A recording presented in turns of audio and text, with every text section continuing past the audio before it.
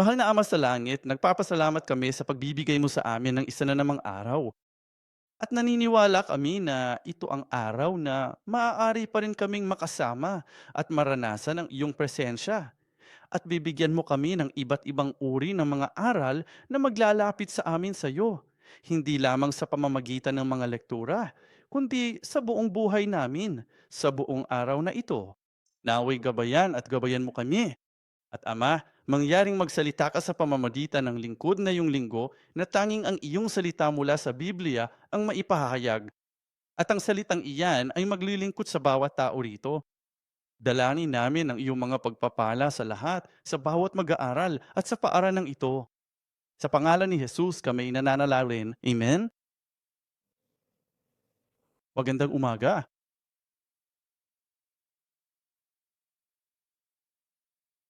Kahapon sa tingin ko ay marami akong nalito na tao at sa totoo.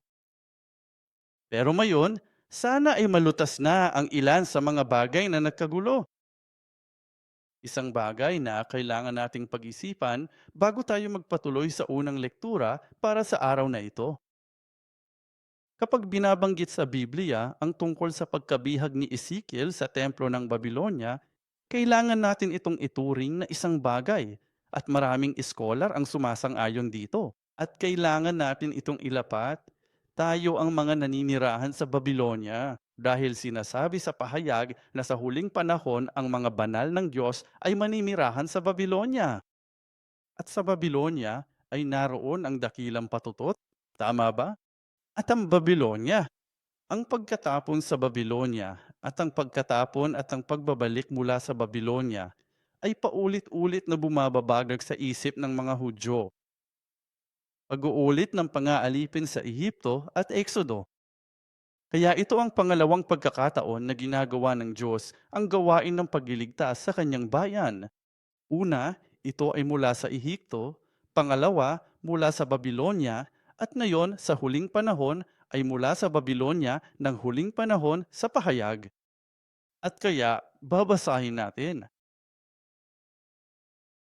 ilang mga talata. Ito ang pahayag 18:4. Pahayag 18:4. At narinig ko ang ibang tinig mula sa langit na nagsasabi, "Magsilabas kayo sa kanya, bayan ko, upang huwag kayong madamay sa kanyang mga kasalanan at huwag kayong magtamo ng kanyang mga salot. Sapagkat ang kanyang mga kasalanan ay umabot na hanggang sa langit."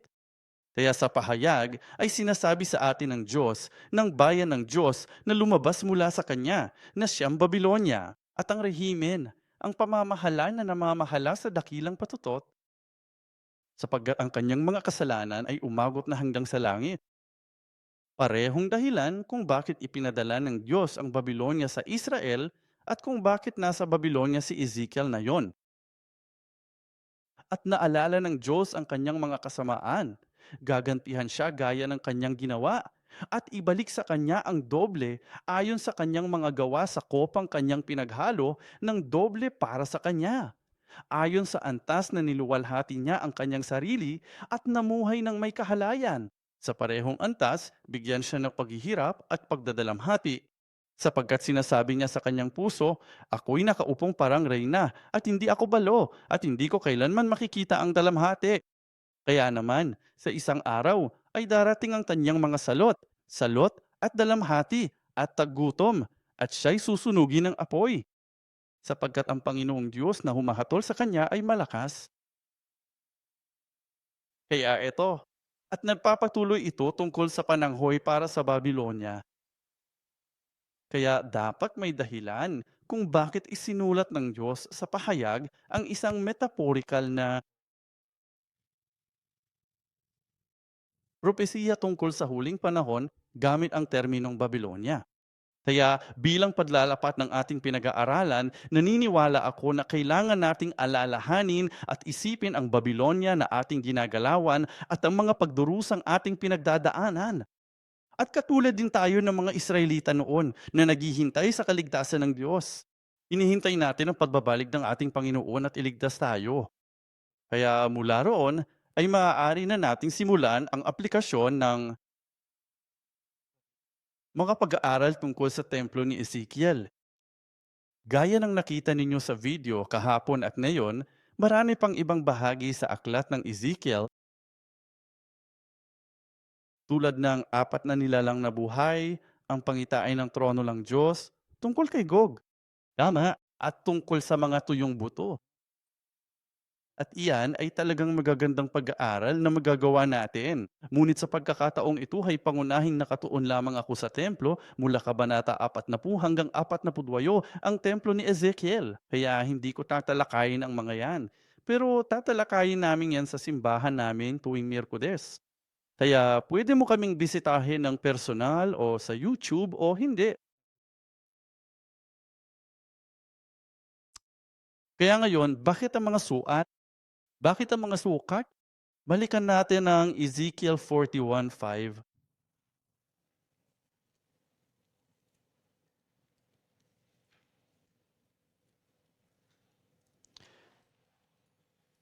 Nung ikadalawamput-limang taon ng aming pagkatapon, sa simula ng taon, nung ikasampu ng buwan, nung ikalabing-apat na taon pagkatapos na masakop ang lungsod, ng araw ding iyon, ang kamay ng Panginoon ay sumaakin at dinala niya ako roon sa mga pangitain ng Diyos. Dinala niya ako sa lupain ng Israel at inilagay sa isang napakataas na bundok. At sa ibabaw nito, sa timog, ay may isang istrukturang parang isang lungsod. Kaya dinala niya ako doon. At narito, may isang lalaki na ang anyo ay parang tanso, na may hawak na isang pising lino at isang panukat na pamalo. At siya'y nakatayo sa may pinturang. Sinabi sa akin ng lalaki, "Anak ng tao, tingnan mo gamit ang iyong mga mata, dinggin mo gamit ang iyong mga tenga, at bigyang pansin mo ang lahat ng ipapakita ko sa iyo. Sapagkat dinala ka rito upang ipakita ito sa iyo. Ipahayag mo sa sambahayan ni Israel ang lahat ng iyong nakikita." At narito, may isang pader sa labas ang templo, sa buong palibo, at sa kamay ng lalaki ay may panukat na tambo na may 6 na siko, na ang bawat isa ay may isang siko at isang lapad ng kamay. Kaya't sinukat niya ang kapal ng pader, isang tambo, at ang taas, isang tambo. Kaya bakit ang mga sugat? Ang templo ni Ezekiel ay isang napakahalagang paghahayag tungkol sa templo sa huling panahon. At ito rin ay isang pagbubunyag ng bagong Jerusalem. Hindi maaring pasukin ang bagong Jerusalem na may katawang laman. Kung hindi mo gusto ang terminong bagong Jerusalem, maari mong isipin ang kaharian ng Diyos, kung saan tayo papasok sa huli. Unang Korinto, Kabanata 15, mga bersikulo 50 hanggang 53. Sinasabi nito sa atin na ang laman at dugo ay hindi maaaring magmana ng kaharian ng Diyos. Kaya bakit? Dahil ang templong ito ay wala sa nakikitang mundong ito. Ito ay isang pangitain ng makalangit na templo. At sa pahayag 21, 23, 22:5, sinasabi nila sa atin na hindi ito sa mundong ito, kundi ito ay isang lugar na kailangan nating puntahan at asahan. Siyempre, ang bagong Jerusalem ay bababa mula sa langit. Sinasabi sa atin ng Biblia na kailangan nating maabot ang mga sukat ng Diyos upang makapasok sa templong ito. Kaya gaya ng nabanggit ko kahapon, ang templong ito ay naglalarawan sa ministeryo at sa pagiging si Heso Kristo ang Mesiyas. At higit pa rito, dapat itong maging pamantayan para sa atin. Isang bagay na kailangan nating abutin, kailangan nating pag-aralan. Kaya ang mga sukat na ito na ipinapakita sa atin ng Diyos, napansin mo ba na marami sa mga sukat na ito ay nasa mana? Ay mga multiple ng 5, 50 o 25. Alam mo na, 10,000, 25,000. Kaya baka gusto mong pag-isipan mo yan ng kaunti. At gaya ng maaaring alam mo, sa Biblia, ang mga numero ay may mga kahulugan. May mga kahulugan nga ang mga numero. At kaya ipinapakita sa atin ng mga sukat na ito kung anong uri ng termometro. At ang mga ito ay malalaking sukat. Lalo na kung iisipin mo ang mga sukat ng bagong Jerusalem. Mananaki sila. At ito ang laki o lawak na kailangan nating abutin at ang mga inaasahan ng Diyos sa atin. Kaya mga instrumentong panukat, napag-usapan na natin ito. Kaya tatalakayin ko ito ng mabilis. Ang mahabang kwibit o ama sa Hebreyo ay ama. Sinusukat na tayo ng ating mga nanay at lola. Ang parehong salita ay isinasaling bilang kubid. Sa ibang mga lugar, sa Arka ni Noe at sa Tabernakulo, lahat sila ay gumagamit ng salitang cubid. Iba lang ito sa templo ni Ezekiel.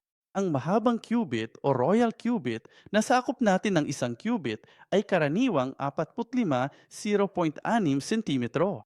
Ngunit ang mahabang siko na ito na ginamit sa Ezekiel ng mga lalaking anyong tanso ay may kaunti pang kakaiba. Medyo mas mahaba ito ng kaunti, isang lapad ng kamay na 7.6 sentimetro. Kaya ang mahabang kubit na ito ay 53.2 sentimetro ang haba. Ito ay tumutukoy sa pagiging kakaiba ng templo ni Ezekiel. Kung may oras tayo, ipapaliwanag ko ng kaunti pa ang mahabang kubit na ito. Marahil ang espiritual na kahalagahan nito. Ezekiel 43:7. Ito ang templo kung saan ang Diyos ay mananahan magpakailanman, kaya magkaiba ang mga pamantayan at sukat ng Diyos. At minsan, sinasabi natin, tama na. Sinusukat natin ang ating mga sarili ayon sa sukat ng tao at sinasabing, tama na, sakat ng ginawa ko. Ngunit kailangan nating tandaan na ang mga sukat at pamantayan ng Diyos ay medyo magkaiba. At tiya, kung mabuti ka, ayon sa sukat ng tao, nais ng Diyos na maging mas mabuti ka pa. Medyo mas mataas ang pamantayan ng Diyos.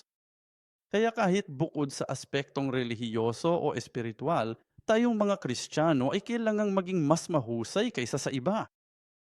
At kailangan mas mataas pa ang ating mga pamantayan. Mga pamantayang moral, mga pamantayang etikal, mga pamantayan ng pamumuhay sa mga tuntunin ng, alam mo na, kabaitan at iyong pagkabukas palad at pagmamahal. Naniniwala ako na kailangan nating maging mas mahusay kaysa sa iba sa mundo at magbigay ng luwalhati sa Diyos sa ganong paraan din. Kaya panukat na tambo, 6 na siko. Ang tumpod na hawak ng lalaki, 6 na siko. At ang panukat na pamalo na ginamit ng lalaking ang anyo ay parang tanso, ang pamalo na hawak niya ay tinatawag na cane sa Hebreo, na nangangahulugang pamalo o tambo. Ang panukat na tungkod na ito ay muling lumilitaw sa Pahayag 11. 1. Isang panukat na pamalo parang tungkod. Sa Greek, ito ay kalamos. Kalamos homoyos. Ito ang ginamit sa pagsukat ng templo ng Diyos, ng altar, at ng sumasamba rito. Kaya ang tungkod na ito ay hindi lamang sumusukat sa pisikal na istruktura ng templo, kundi sumusukat din ito sa mga tao. Ano mo sinusukat at mga tao? Pahayag 21:15. Muling lumilitaw ang panukat na pamalo kapag sinusukat ang bagong Jerusalem. Kaya ang Kabanatang 11, Pahayag 11, ay ang pagsukat sa templo at sa altar at sa mga taong sumasamba rito. Ginagamit ng Pahayag 21 ang parehong panukat na pamalo ayon sa wika, parehong panukat na pamalo upang sukatin ang bagong Jerusalem. Sa pagkakataong ito naman ang ginintuang panukat, ginto, na nangangahulugang hindi nagbabago, walang hanggan, sumisimbolo sa isang hindi nagbabagong pamantayan. Kaya ang salitang kanon ay nagmula sa salitang Hebreyo na kanay. Alam mo ba kung ano ang kanon? Ang salitang kanon ay lumilitaw ng 4 na beses sa bagong tipan. At sa mayon, sa mundo ng teolohiya o sa mga pag-aaral sa Biblia, ang kanon ay tumutukoy sa Biblia. Tumutukoy sa Biblia ang 66 na aklat. Alam mo na, pinili nila ang 6 na aklat, 6 na aklat, upang maging Biblia. At iyon ay tinatawag na kanon. Ang ibig sabihin ng kanon ay pamantayan. Ang mga aklat na ito ay kailangang umabot sa pamantayan ng Biblia upang ito ay maituring na banal na kasulatan na kinasihan ng hininga ng Diyos ng Espiritu ng Diyos. Kaya hindi ko natatalakayin ang mga pamantayang napagpasyahan, pero iyon ang ibig sabihin ng kanon. Kaya ang kanon ay tumutukoy sa 66 na aklat ng Biblia na mayroon tayo. Alam mo ba kung ilang aklat ang nasa lumang tipan? Ilan ang nasa bagong tipan? 3, 9, 27. Tama? Ang tatlong beses sa siyam ay 27. Okay, kaya 39 at 27 aklat sa Biblia, lahat-lahat 66 na aklat. Iyan ang kanon. Kaya kapag sinabi nating kanon, iyan ang salita ng Diyos. Okay, kaya ang tambo na kalamos, ang pamantayan ng Diyos, ang salita ng Diyos, yaong mga sumusunod sa salita ng Diyos. Okay, kaya ang kanon ang pundasyon, prinsipyong Biblia. Kaya ano ang panukat na ginagamit ng Diyos ngayon? Kasulatan yun. Ito ang salita ng Diyos. Biblia yon. Ang salita ng Diyos ang siyang sumusukat sa atin. Mga Kawikaan 24:12. Hindi ba niya isinasaalang-alang kung sino ang tumitimbang ng puso? Kailangan nating maabot ang pamantayan ng salitang Diyos upang makapasok sa bagong Jerusalem. Kapag sumusukat sa mga lalaki, kailangan pareho ang uri ng pamantayan. Lalaki, alam mo ba ang ibig sabihin han? Kapag naghahambing ka, kapag sumusukat ka, naghahambing ng mga laki o sukat, kailangan mo magkaroon ng pamantayan. Kaya kapag nagsusukat ka ng mansanas, kailangan mong magkaroon ng karaniwang mansanas at sabihin, ito ay mas malaki. Kaya pupunta rito, ito ay maliit, pupunta rito at iba pa. Tama? Gayon din sa pagsukat ng sangkatauhan. Kailangan niya ng isang tao upang maging pamantayan. At sino yan? Si Jesus ang pamantayan. Si Jesus ang kanyon na sumusukat sa atin. Naparito si Jesus sa lupa at ipinakita niya sa atin kung paano maging isang tunay na anak ng Diyos na dapat din nating maging. At sa gayon, siya ay nagiging pamantayan para sa atin. Kaya nga, alam mo na, yung mga bagay na parang ano kaya ang gagawin ni Jesus? Kailangan nating isipin kung paano susundin si Jesus, ang kanyang mga yapak at iba pa. Ngayon, ano ang layunin ng pagsukat? Siyempre, para ipakita sa atin ang eksaktong larawan ng makalangit na templo. Kasama ang lahat ng mga simbolong ito na kasama roon. Ezekiel 43 ang, at ikaw, anak ng tao, ilarawan mo ang templo sa sambahayan ni Israel upang sila'y mapahiya sa kanilang mga kasamaan at hayaan mong sukatin nila ang plano. Naku, kailangan mong maintindihan, kailangan mong bigyang pansin ng siping ito.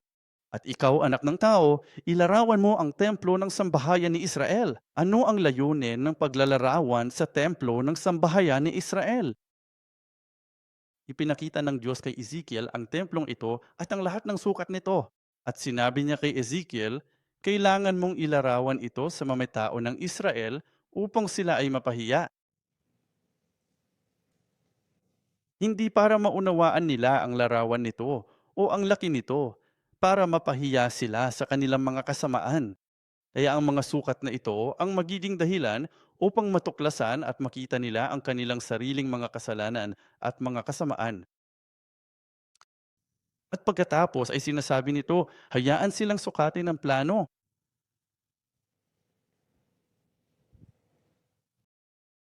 para mapagtanto nila kung bakit bumagsak ang kanilang bansa. Nasa pagsukat iyon. Nasa paglalarawan nito ng templo at pagsisisi sa mga kasalanan, naging sanhi ng pagbagsak ng kanilang kaharian. Hindi lamang ito para ipakita ang mga sukat, mga pisikal na sukat, dahil hindi ito dapat itayo sa mundong ito. Ito ay upang bigyan tayo ng pamantayan upang ihambing ang ating mga sarili at magsisi. At ang mga sukat ang siyang nais makita ng Diyos sa atin. Pangalawang dahilan, pangalawang layunin sa pagbibigay ng mga sukat upang makilala ang pagkakaiba at kabanalan. Isang mahalagang aspeto tungkol sa templo ni Ezekiel ay ang pagtatalaga, kabanalan. Alam mo ba ang terminong kabanalan? Ang kabod o kodesh o kadash ay nangangahulugang ihiwalay, ihiwalay at italaga. Kaya pinag-usapan namin ang tungkol sa mga pader at ang templo ni Ezekiel. Maraming patong-patong. Natutunan namin ang tungkol sa ito ang mga plano para sa mga Levita, pati na rin sa mga pari, sa banal na lupain at pagkatapos ay para sa buong lungsod. Tama po bang lahat nito?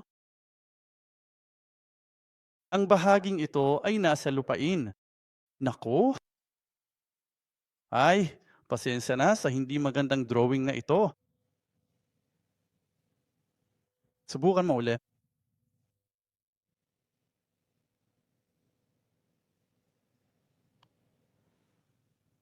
Parang din ito, di ba?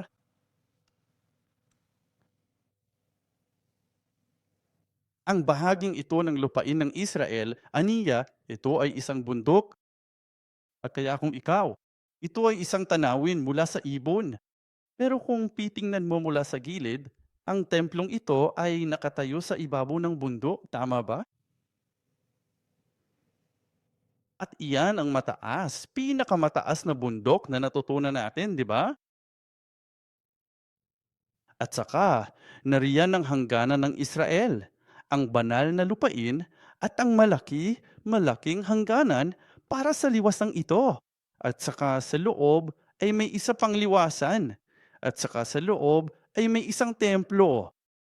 Ilang pader o ilang hangganan ang kailangan mong daanan para makarating sa presensya ng Diyos at makapasok.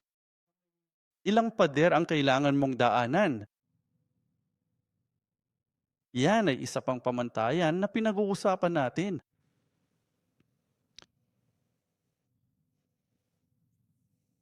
Ezekiel 45:3-4. Mula sa lugar na ito ay susukatin mo ang haba na 25,000 siko at ang lapad na 10,000 siko.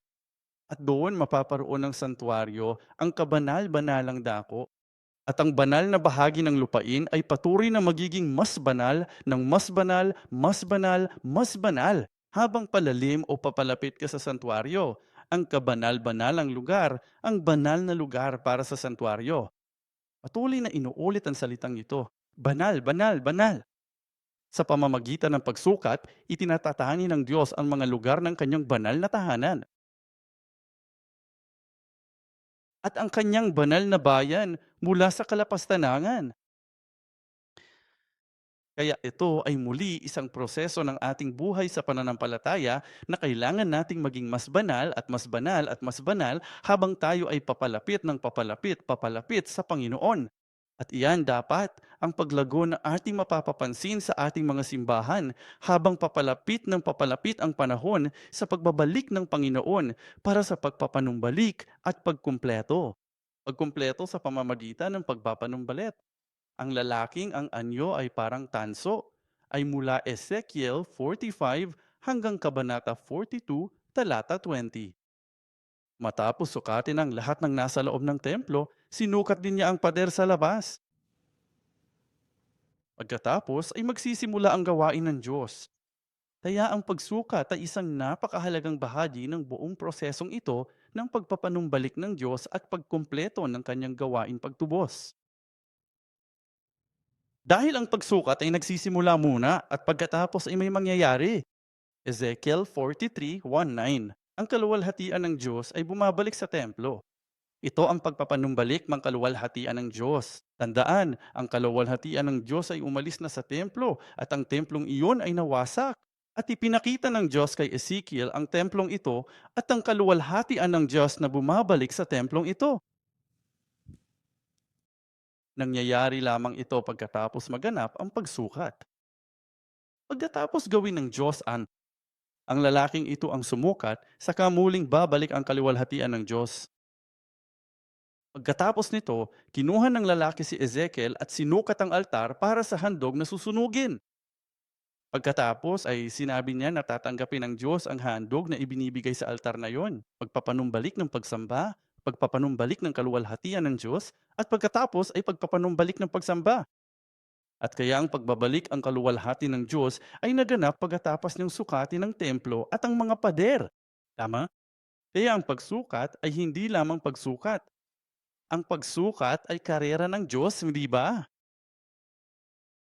Ang pagsukat ay nangangahulugang mahalaga sa kanya ang sukat ayon sa sentimetro. Bahala na siya kung ano man yon. Gaano kaya kaganda kung ang Diyos ay maaaring bumaba at sukatin ka at pangalagaan ka? Sinusuri ka niya kung mayroon kang anumang sakit o anumang problema. At naniniwala ako na ginagawa iyan ng Diyos na yon. Sapat ang pagmamalasakit ng Diyos sa kanyang mga tao para sukatin tayo. At pagkatapos, dumating ang pangangalaga ng Diyos, saka lamang nagaganap ang pagpapanumbalik. Ang pagpapanumbalik ng kaluwalhatian ng Diyos. At pagkatapos ay ang pagpapanumbalik ng pagsamba. Pagkatapos ay susukatin niya ang mga kumukulong lugar kung saang lulutuin ng mga ministro ng bahay ang mga hain ng bayan. Umaagos ang tubig sa ilalim ng pintuan ng bahay na siyang bumubuo sa isang malaking ilog. Kaya lumabas ang tubig pagkatapos sukatin ang mga kumukulong lugar. Kaya ito ang pagsisimula, ang panimulang punto ng gawaing tumutubos ng Diyos. At sukat. Okay, kaya sinusukat ba tayo gamit ang tungkod na siyang kanon, ang Biblia, ang banal na kasulatan? Sa pamamagitan ng pagpapanumbalik ng pagsamba, nagsisimulang dumaloy ang tubig ng biyaya. At ang tubig na iyon, paliwanag ni Jesus, ay ang daloy ng banal na espiritu. Ang tubig na ito ay sumisimbolo sa biyaya ng pagbabayad sala. Hindi umagos ang tubig hanggang sa masukat ang templo, ipinapakita nito sa atin ang ganap na pagpapanumbalik at pagtubos na ibinigay sa pamamagitan ng nagbabayad salang sakripisyo ni Heso Kristo. At si Jesus ay sinukat alang-alang sa atin nung tayo ay hindi karapat-dapat na masukat. Si Jesus ay sinukat alang-alang sa atin at dahil doon ay namatay siya sa krus. At ngayon, ibinibigay sa atin ni Jesus ang kanyang biyaya, ang kanyang krus. Kaya't kahit na ako mismo ay hindi nakakaabot sa itinakdang antas, sabi ni Jesus, susukatin ako para sa inyo upang malampasan ninyo ang panukat na ito. Na yun, kailangan na natin. Dahil dito, kailangan nating sundan ang kanyang mga yapak. Hindi dahil sa sinusundan natin ang kanyang mga yapak, ay inililigtas niya tayo. Sinusundan natin ang kanyang mga yapak dahil iniligtas niya tayo. Kailangan nating maabot ang kanyang mga pamantayan. Ito ay ginagawa sa pamamagitan ng krus at ng kanyang dugo. Ang Paskwa, pahayag 11:12. Ang mga sinusukat ng Diyos ay makakaranas ng kaganapan. Merong gawaing pagbangon at pagtubos kapag ang Diyos ang sumusukat. Basahin natin ang pahayag 11:12.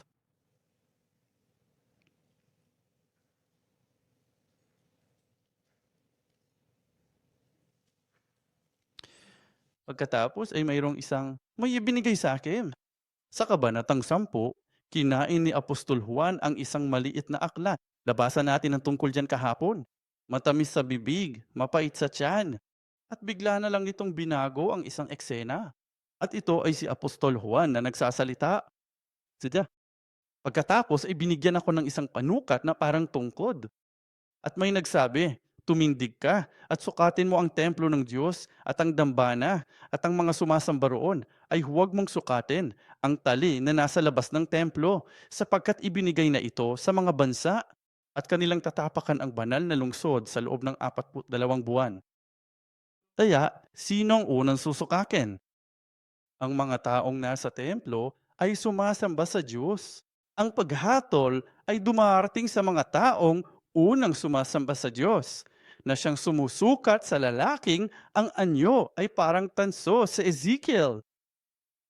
At ayon sa Ezekiel 43:18-19, sinasabing siya ang Panginoon, tama, sa pagdating sa ganitong anyo, ang Diyos ang sumusukat para sa atin. Ang may hawak ng panukat na pamalo na siyang salita. Ang templo ni Ezekiel ay sinukat ng Diyos. Pahayag 150. Ang mga paa ng Panginoon ay parang pinakintab na tanso. Ito ay isang paglalarawan ng pagbabalik ni Jesus at ng kanyang pag-akyat sa langit. At ang kanyang mga paa ay parang pinakintab na tanso, katulad ng anyo ng lalaking ito. Si Jesus ay minsang sinukat at hinatulan para sa atin, ngunit siya ang sumusukat kay Kristo na muling nabuhay at sa Kristong babalik. Si Jesus ay isang pamantayan ng salita, ang kanon. Siya ang salita na bumaba sa anyong tao. Tama? Pangalawa, Sa Biblia, si Apostol Juan, gaya ng nabasa natin, sinabihan si Apostol Juan na sukatin ang mga sumasamba sa templo pagkatapos kainin ang maliit na aklat at maging dalawang saksi. Sinusukat ng Diyos sa pamamagitan ng kanyang espesyal na ministro, sa pamamagitan ng kanyang manggagawa, sa pamamagitan ng pagpapahayag ng salitang Diyos, na siyang sinusukat ng mga mananamba sa templo. Pahayag 12:17. Yung mga lumalaban sa pulang dragon do'n. Kaya, ang dahilan, naniniwala ako na ang dahilan kung bakit sinusukat ng Diyos ang mga taong sumasamba ay dahil tulad ng sa templo ni Ezekiel, ang Diyos ang unang sumusukat at magsisimula ang kanyang gawain. Kailangang sukatin at sukatin ka muna ng Diyos bago niya magawa ang kanyang gawain sa pamamagitan mo. Kaya ang pagsukat ay hindi lamang paghatol. Ang pagsukat sa ating paniniwala ay ang pagbibigay sa atin ng salita, pagpapala sa atin ng salita, pagbibigay sa atin ng panukat, pagbibigay sa atin ng tungkod na magagamit natin bilang pamantayan ng ating buhay at gamitin din ito sa pagsukat sa iba, ibig sabihin ay pagpapahayag ng salita at pagbibigay sa mga tao ng pamantayang ito ang tungkod, Kabanata 14, mga talata 1 hanggang 5. Yoong mga nakatayo sa bundok ng Siyon, yoong mga sumusunod sa kordero, saan man niya sila akayin, sila ang mga sinukat at sila ay nakalampas. Apokalipsis 21:27. Ang mga papasok sa bagong Jerusalem, sila ang mga susukatin. Pangatlo, sino ang gumagawa ng pagsukat? Amiel. Ayon sa Zacarias 2:1, 3 at sinasabi nito na ang anghel ay tao.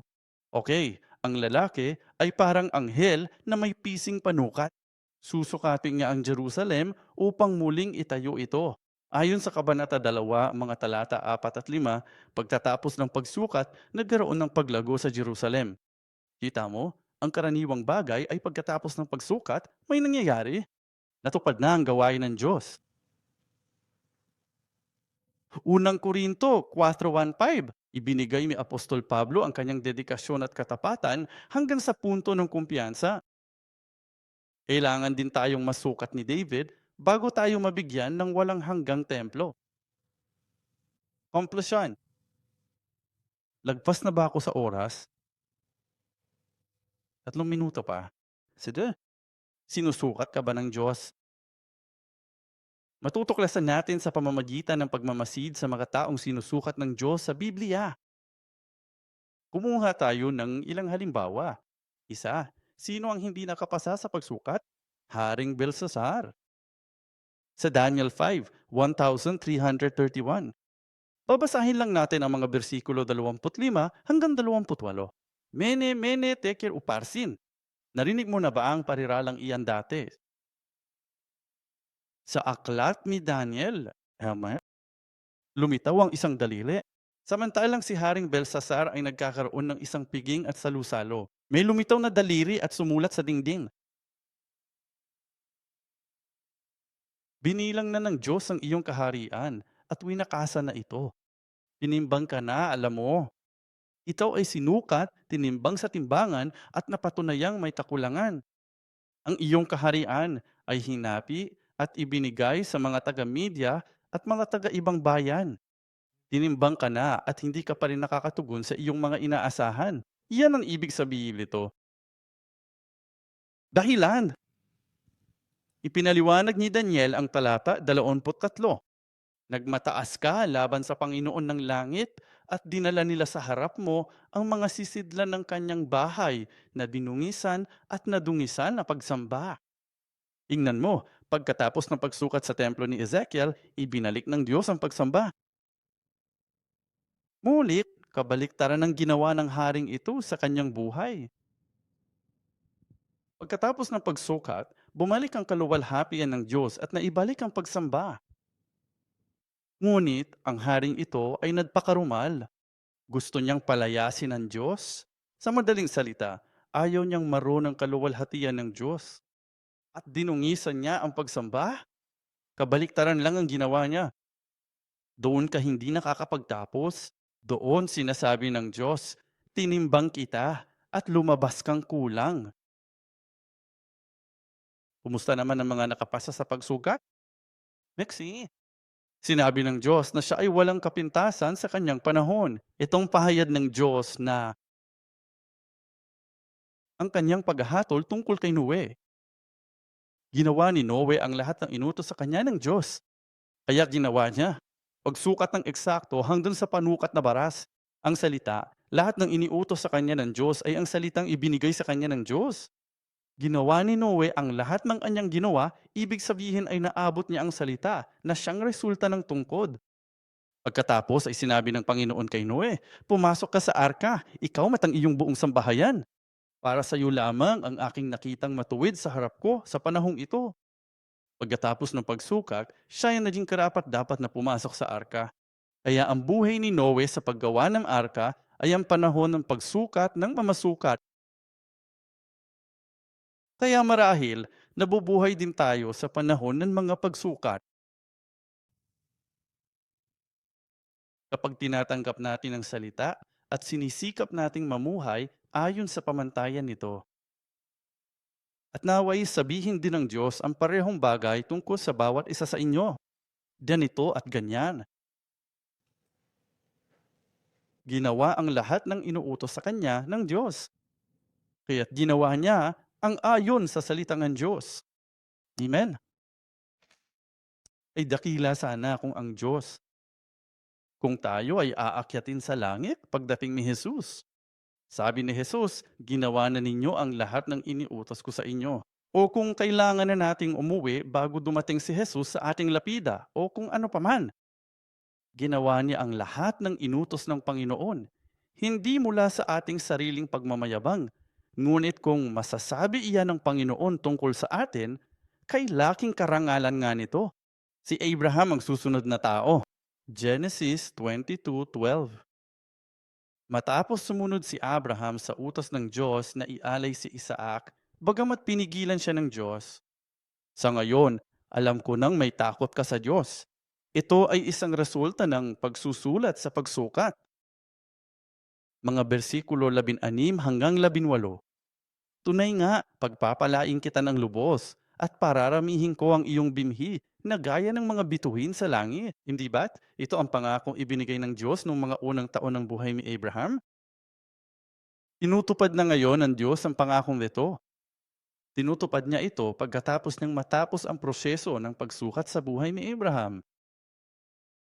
Ang kini ng iyong bini ang pintuang bayan niyang kanilang mga kaaway. Sa iyong bini, lahat ng bansa sa lupa ay pagpapalain at magiging mapapalad sapagkat sinunod mo ang aking tinig. Tinupad mo ang aking salita, Jesus. Hebreyo Kabanata 5, mga bersikulo 7 hanggang 10. Tapos na tayo. Tapos na ang oras natin. Tapos na ang oras ko, di ba? Sa paglipas ng panahon, gawin natin si Jesus at pagkatapos ay magpahinga muna. Ayos lang ba yan? Sige. Si Jesus, nung mga araw ng kanyang laman, ay nag-alay ng mga panalangin at mga pagsusumamo na may malakas na pagtangis at mga luha sa may kapangyarihang magligtas sa kanya mula sa kamatayan. At narinig siya. Dahil sa kanyang kabanalan, bagamat siya isang anak, natuto siya ng pagsunod mula sa mga bagay na kanyang tiniis. At nang siya'y maging ganap, siya'y naging bukal ng walang hanggang kaligtasan para sa lahat ng mga sumusunod sa kanya, na itinalaga ng Diyos na maging mataas na pari ayon sa pagkapari ni Melkisedek. Kaya si Jesus, sa pamamagitan ng kanyang pagsunod, bagamat siya ay Diyos, natuto siya ng pagsunod at naabot niya ang mga inaasahan ng Ama. At sa kamakatuwid, siya ay tinawag na pare ayon sa orden ni Melkisedek.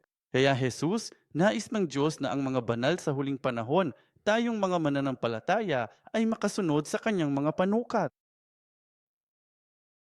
2 Korinto 10:4-6. Sapagkat ang mga sandata ng aming pakikidigma ay hindi makalaman, kundi may kapangyarihang mula sa Diyos para sa pagwasak ng manakuta. Sinisira namin ang mga haka-haka at bawat matayog na bagay na itinataas laban sa kaalaman ng Diyos. At binibihag namin ang bawat pag-iisip upang sumunod kay Kristo.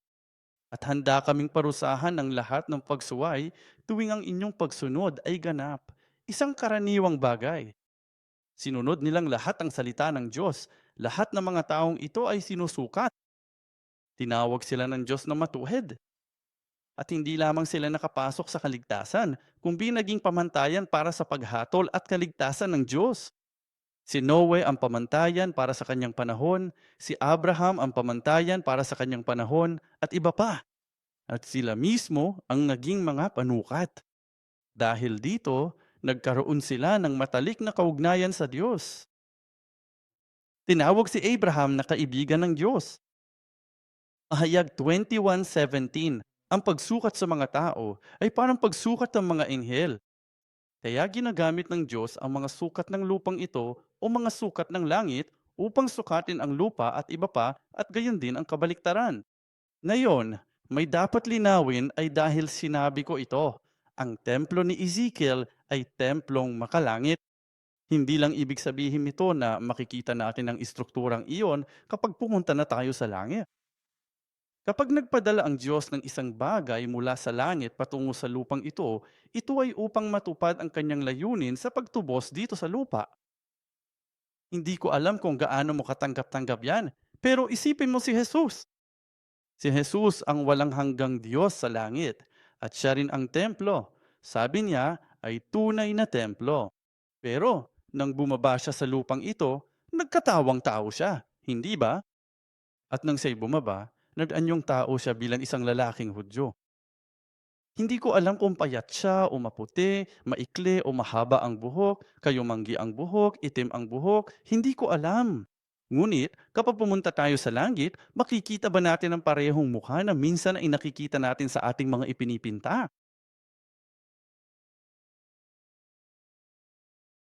Kapag ang isang makalangit na nilalang o bagay na makalangit ay bumababa sa lupang ito ay nagkakaroon ng anyong lupa o anyong lupa, ang physical na anyong.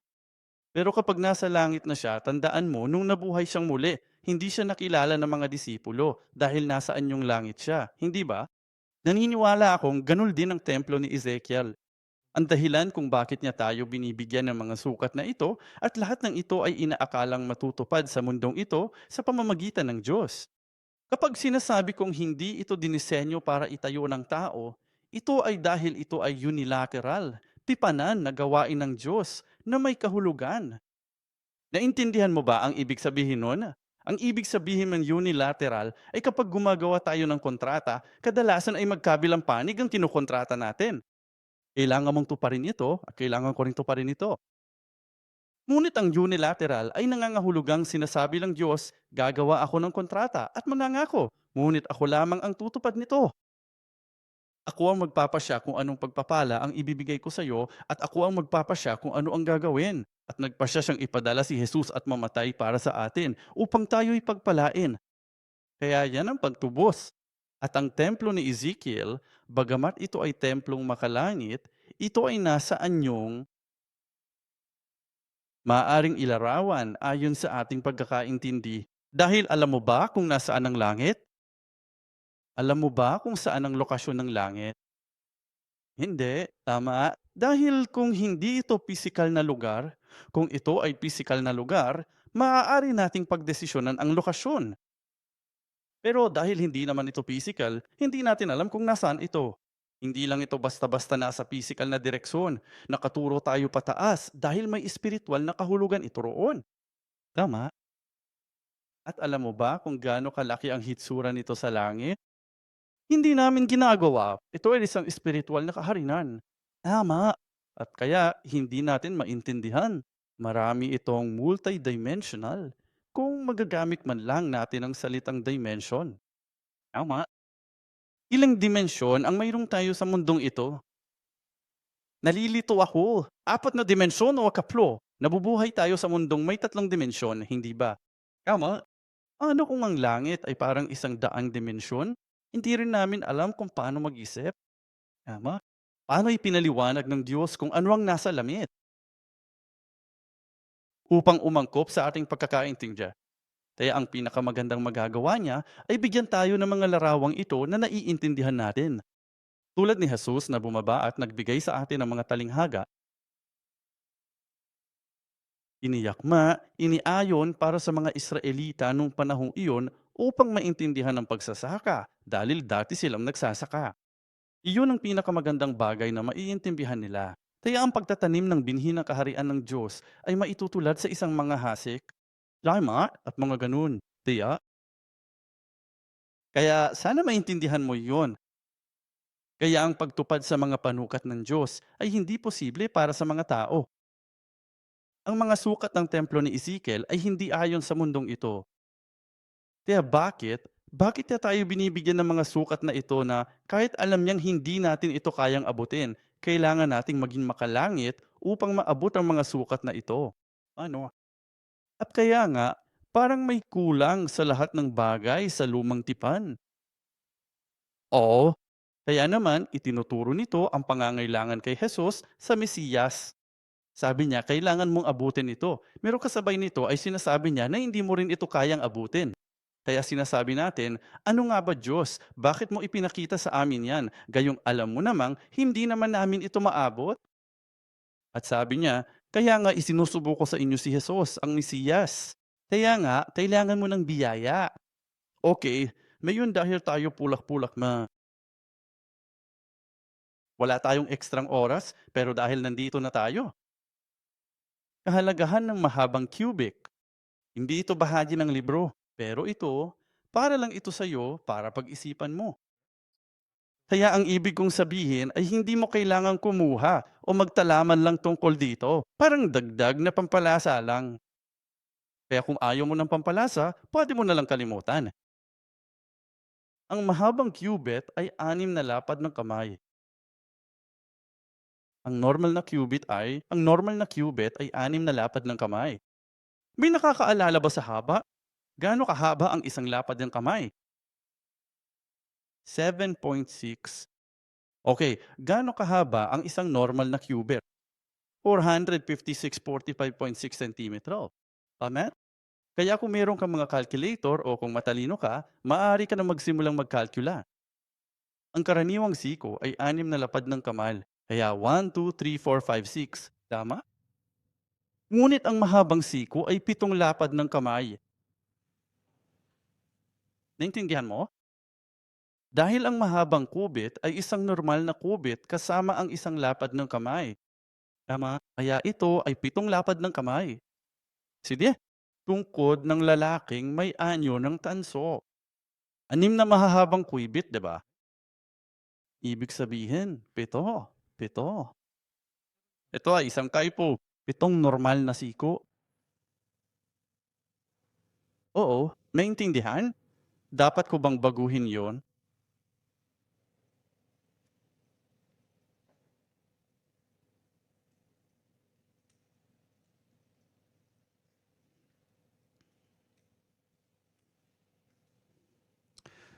Kaya ano ang pagkakaiba? Okay, 6 plus 1.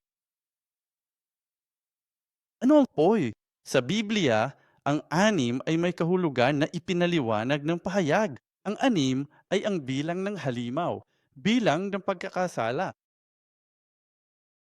Ito ang bilang ng pagkumpleto. Tama? Kaya 6, tayong mga taong nahulog sa kasalanan o tayo ay 6, kailangan nating maging 7. At yung 7, yung huli. Tapos yung isa, sino? Jesus. Hindi tayo sumusukat ayon sa ating mga normal na cubit.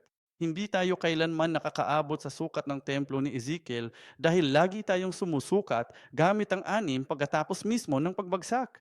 Tayo ay makasalanan, tayo ay 6. Kailangan natin ng isa pang 7. At yang ang ganap na kaligtasan doon. Pag-iisipan natin ang numero 7 maya-maya. Muli,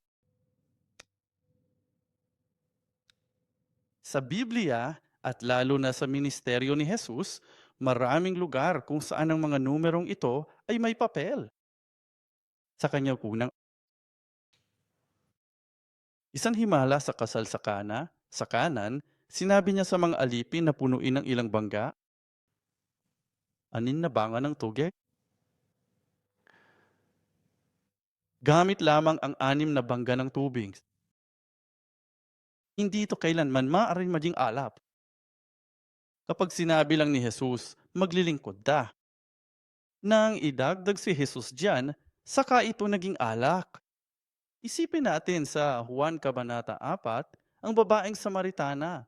Lumapit siya sa balon, tama ba? Nakasalubong si Jesus at tanong ni Jesus, "Nasaan ang asawa mo?" Sabi niya, "Wala akong kahit isa." Pero sabi ni Jesus, "Tama ka. Pero alam ko nagkaroon ka ng 5 dati at isa na lang ang kasama mo ngayon. Ngayon, ilan ang meron sa 6?" Ang 6 na asawang lalaki ay kumakatawan sa mundo kung saan sinubukan niyang makahanap ng kasiyahan o ginhawa o kakaiba. Karaniwan siya. Kami ang babaeng Samaritana.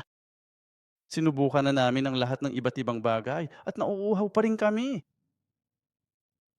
At darating si Jesus. Siya ang ika-7. Hindi ko sinasabing literal na naging asawa niya si Jesus, pero siya ang ika-7 pagkatapos ng ika-6. Tama ba? Siya ang ika-7. Pagkatapos ng 6 na araw ng paglikha, ang ika-7 araw ay ang pinagpalang araw, ang Sabat. At kaya sa pamamagitan ng mahabang cubit na ito, kahit papaano, ang 6 ay nagiging 7. Dapat 6, pero nagiging 7, di ba? At kaya hinayaan ko na lang bon. At saka sa templo ni Ezekiel, ang bilang na nabanggit ko kanina, ang bilang na 25, ay kitang-kita. Numero 25, numero 50, numero 5. Ang 5 ay ang bilang para sa Pentecostes. Pagkatapos ng pagdurusa, pagkatapos ng mahabang paghihintay, sa wakas ay bumukas ang tubig, bumuhos ang tubig. Bumaba ang Espiritu Santo. Tama? Ito rin ang numero para sa Jubilee. Ano ang numero 25 na nabanggit ko kanina? Ito ay itinuturing na isang nakakapreskong bagong simula at saka mini Jubilee. Ang isa pang lugar na nakikita natin sa bilang 25 ay ang mga baitang mula sa labas, patungo sa looban, patungo sa santuario, hanggang sa loob ng santuario. Nakikita mo naman ang mga hakbang dito, di ba? Papasok sa panlabas na patio, sa mga pintuang daan patungo sa panlabas na patio, humakbang dito patungo sa mga pintuang daan patungo sa panloob na patio, at pagkatapos ay humakbang dito papasok sa santuario. Tatlong set ng mga hakbang. At dito, sinasabi sa atin ni Ezekiel,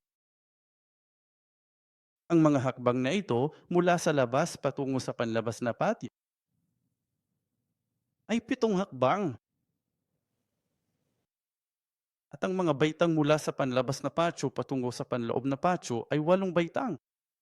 Ang hagdanan mula sa panloob na patio, pangalawa, patungo sa santuario ay may 10 baitang. Magkasarama, ilang hakbang? 25 hakbang. Kaya may ibig sabihing baybo? Bakit tinukoy ni Ezekiel ang bilang ng manyabaitang? Masasabi mo na lang na may hagdanan, ang hagdanan nila.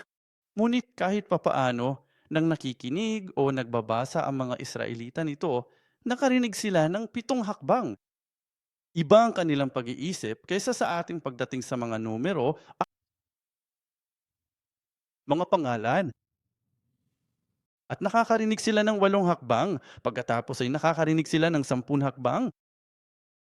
7, 8, 10. Ano ang ibig sabihin nito sa kanila?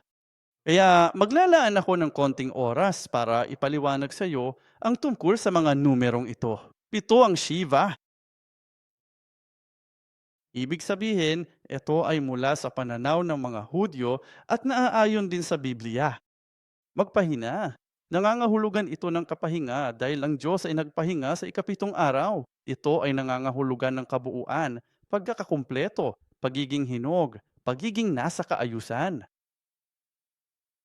Ang panahong ating ginawaan ay nasa 7. 7, 7 linggo. Alam mo, ang mga araw, buwan at taon ay nakadepende sa paggalaw ng mundo, ng araw at ng buwan. Araw, lupa at buwan. Ang katlo at ilo. Ang ugnayan sa pagitan ng 3 linggo ay walang anumang kaugnayan sa paggalaw ng mundo o ng araw. Ang Diyos ang nagpapasya sa mga linggo sa Genesis, Kabanata 1, tama ba?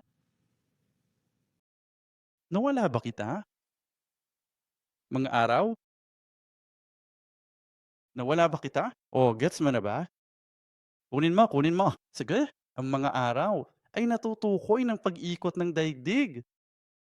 Isang araw lang ang isang rotation, di ba? Ang buwan ay napagpasyahan ayon sa kung paano ang buwan na umiikot sa daigdig. Ang isang revolusyon ay isang buwan. Ang taon ay tinutukoy ng revolusyon ng daigdig sa paligid ng araw. Tama? Ang isang revolusyon ay isang taon. Pero mga linggo, ngayon, ano ang magpapasya sa mga linggo?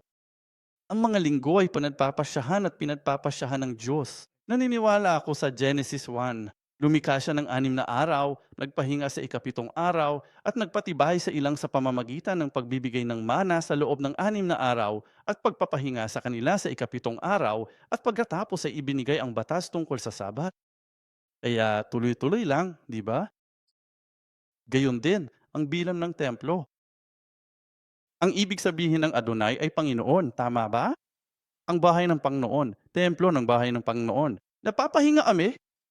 7 sa natapos na gawain ng 6 sa Mesiyas, mayroong 7 araw ng paglikha, 7 araw para sa pagtatalaga ng templo, 7 kapistahan ng Diyos, 7 simbahan o mga pagtitipon sa pahayag, 7 bituin sa kamay ni Jesus, 7 gintong kandelero, 7 tatak, 7 trompeta, 7 mangkok, 7 kulog na nagsasalita, 7 mata ng Panginoon, 7 sungay at mga mata ng kordero, 7 kasuklam-suklam. Ang mga pari ng Midian, si Moises na biyenan, ay may 7 anak na babae, mga anak na lalaki ni Josue. Ang mga tao, kasama ang 7 saserdote, ay nagmarcha sa paligid ng Jericho sa harap ng kaban sa loob ng 7 araw. Sa ikapitong araw, ang mga pari na humihihit ng 7 shafarim o trompeta, kasama ang mga tao, ay umikot sa lungsod ng 7 beses sa ikapitong sirkito. Mahaba ang tunog ng shofar at sumigaw ang mga tao at gumuho ang mga pader nung ikapitong ikapito ng trumpet. Sa ikapitong araw ng padlikha, nagpahinga ang Diyos mula sa kanyang gawain. Itinalaga niya ang ikapitong araw bilang banal at pinawag itong Shabbat. Ang 7 ay lumalampas sa natural at patungo sa supernatural. Kaya kapag humakbang ka papasok sa unang pintuan, papasok ka mula sa natural patungo sa supernatural. Mula sa makalupang kaharian patungo sa langit. Ayon sa sinaunang kultura ng malapit na silangan at pag-unawa sa kosmos, kabilang dito ang sinaunang Israel. Ito ang normal na operasyon at kaayusan sa bahay o templo ng Diyos. Alam mo, ayaw banggitin ng mga Hudyo ang salitang Diyos o Yahweh. Kaya nga, hindi nila ito binabaybay ng buo. Kaya ang oo ay tinanggal doon. Okay, kaya ang 7 ay ang normal na operasyon at kaayusan sa bahay o templo ng Diyos. Kaya naman, lahat ng 7 sa Biblia ay may kinalaman sa pagtatayo, pagpapasinaya at pag-aalay ng templo. Paano naman ang 8 Shamoni o Shamona? Literal, ang gumawa ng malalaking bagong simula. Hindi lang basta kumpleto na parang 7, kundi busog na busog.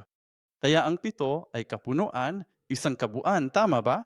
Kumain ka hanggang sa mabusog at pagkatapos ay kumain ka pa ng isa at saka ka nabusog. Kasiyahan sa pagpapataba. Alam mo, yan ang problema ko ngayon. Kailangan kong matutong huminto.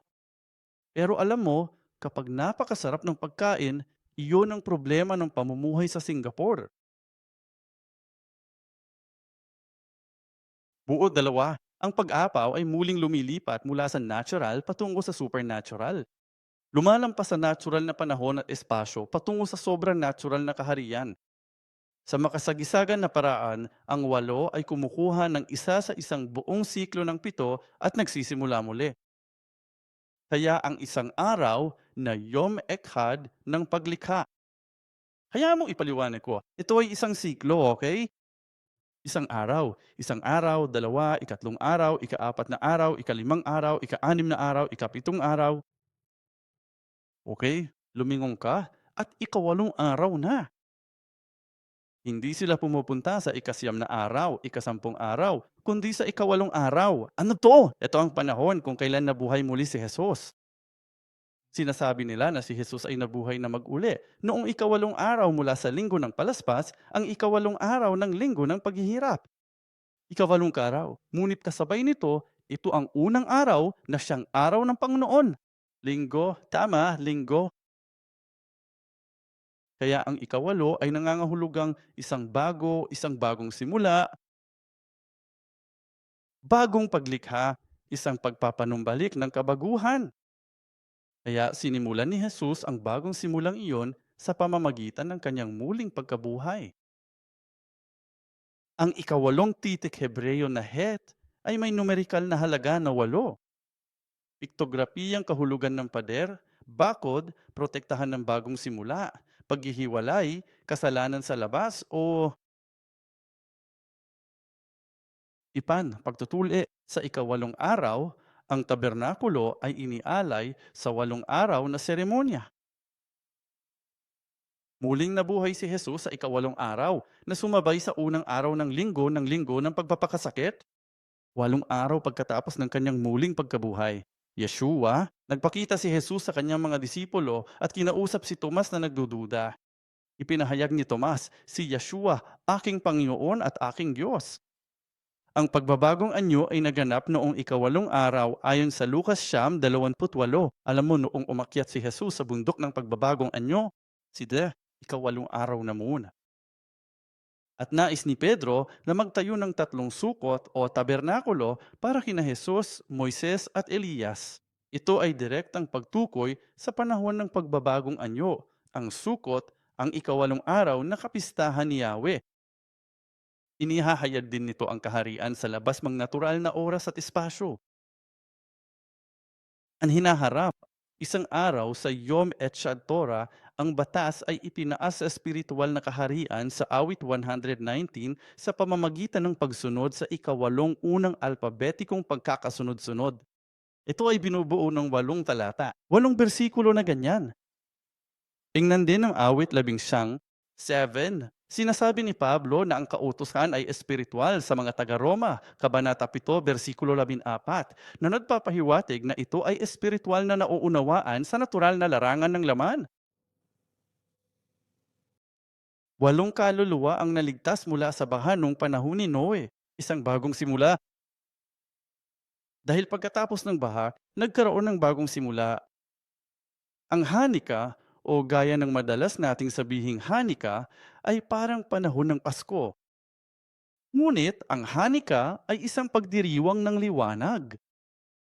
Noong ang mga Israelita ay nasa ilalim ng pamamahala ng Lipsoot ni Antiochus ang 5 sa ilalim ng mga Seleucid na mga Griego, alam mo na, sangay ng mga Griego, ilang sandali bago pa man, dumating si Jesus sa mundong ito at kanilang nilapastangan at dinudungisan ang banal na templo at ang altar. Nagrebelde ang mga Makabeyo at ang mga Israelita at isinagawa nila ang rebolusyong ito upang tumubos. At sa labanang ito, nagtagumpay sila at muling inialay nila ang templo. Ang mga hintil ay naghahandog ng mga baboy na parang mga baboy, ang mga maruruming hayop sa templo. Muling inialay at pinabanal nila ang templo. At sinasabi ng kwento na kung walang anumang liwanag, kung walang anumang langis na muling dinadagdagan, ang lampara sa templo ay nasusunog sa loob ng 8 araw nang hindi namamatay. Kaya ang mga tema nito ay ang pagdaig sa kadiliman gamit ang liwanag, mga himala mula sa langit, supernatural nga paglilinis ng langis sa templo, pagtalo sa kaaway, at pagsamba sa idono. Yan ang kahulugan ng 8 sa isipan ng mga Israelita. Ang Chamonyeya sa Zeret, ang huling dakilang ikawalong araw ng Sukot, ay humihiling sa isa na magtagal. 7 araw daw itong kapistahan. Ang ibig sabihin ng Sukot ay ang kapistahan ng mga tabernakulo, hindi ba? Nagaganap sa ikapitong buwan sa kalendaryong Hudyo. Ngunit nanapili sila sa ikawalong araw, isa pang araw. At kung ang Panginoon ay magpapaulan sa araw na iyon bilang tanda ng pagpapala, tandaan, si Jesus ay pumupunta sa templo sa ikawalong araw na ito at nagsasabing, ang mga nauuhaw Tama ba? Kaya humingi, kung gusto mong magtagal, dagdagan ang pag-apaw ng mga biyaya. Isang araw pa kasama si Yahweh. Ang 8 ay kumakatawan sa natapos na gawain ng 7 at inililipat ang isa sa kaharian ng supernatural o sa mundong darating. Isa pang hakbang patungo sa supernatural na kaharian. Inilalarawan din nito ang mga bagong simula bilang mga kaisipang Hebreyo. Nakikita ng kaisipang Hebreyo ang oras at ang kalendaryo bilang paikot sa halip na linyar, kaya paulit-ulit na nana. Kaya 8 ang bagong simula. Kaya ang 8 ay nangangahulugang bagong simula ng bagong panahon. Ibig sabihin ay tapos na ang makasalanang kaharian na ito. At ang 8 ay nangangahulugang isang bagong panahon sa kaharian ng langit. Kaya't inilalarawan din nito. Ito ay pagdudoble ng 4 o autoridad at pamahalaan. Kaya ang 8 ay isang muling paglikha ng tabernakulo, templo ni Yahweh, kasama ang letrang Yod. Gayon din, ang simbolo ng numero para sa 10 ay lumilika ng salitang Hebreyo na kay o buhay. Kaya iyan ay 8. At panghuli, 10, Eser o Asherah, banal na kaayusan, kumpletong sukat ng ikot o kongregasyon ng grupo, maging para sa mabuti o masama, pagpapala o paghatol. Ilang daliri ang mayroon ka? 10 daliri. Kapag bumibilang tayo hanggang 10. At pagkatapos ay inuulit namin. Tama. Kaya ang ika-10 bahagi ay kumakatawan sa kabuuan sa ika-10. Kaya ang 10 ay kumakatawan sa isang kumpletong kongregasyon. Ang buong katawan o ang kaharian. Ang buong kaharian, mabuti man o masama na. Ang 10 utos ay kumakatawan sa buong batas na ibinigay ng Diyos. 10 sadot. Iniis ni Abraham ang 10 pagsubok at nangako ang Diyos sa kanya ng 10 kaloob o pagpapala. Ayos yan? Oo, sige. Kaya isipin mong umaakyat ka sa 7 baitang.